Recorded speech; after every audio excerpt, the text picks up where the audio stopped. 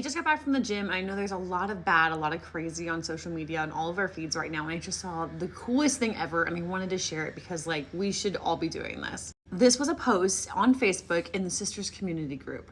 Sisters is a small town in Oregon, a population of 3,000 people.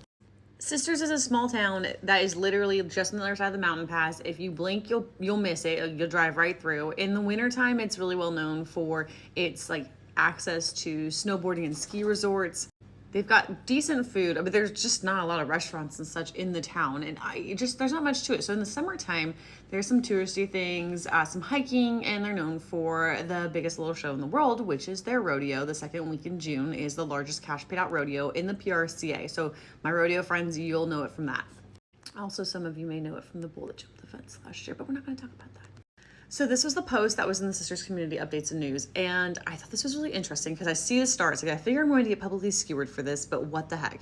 Chris Ledoux, so again, Cowboy Town, once said, there's always been groups of people that never could see eye to eye, but I always thought if they ever had a chance to sit down and talk face to face, they might realize they have a lot more in common. So he said, let's see if it's true.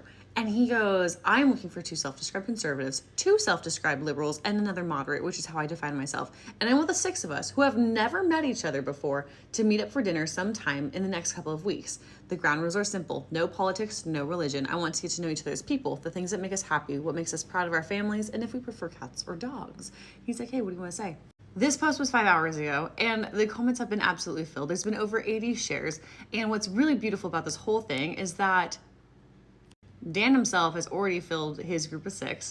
So they're right here. This is the group of 6 that are all going to be going.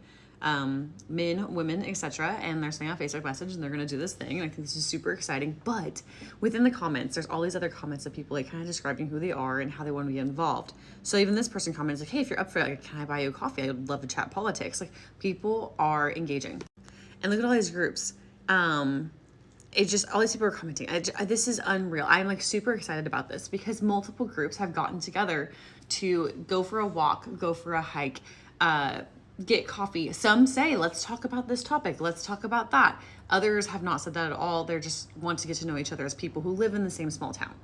And if this is not the healthiest form of a small town, I don't know what is. I mean, every town should be like this. I think this is fantastic. My friend groups are already built like this, and these are like the conversations that we have. But like, this is one of the coolest things I have seen. So I think more of this should be happening.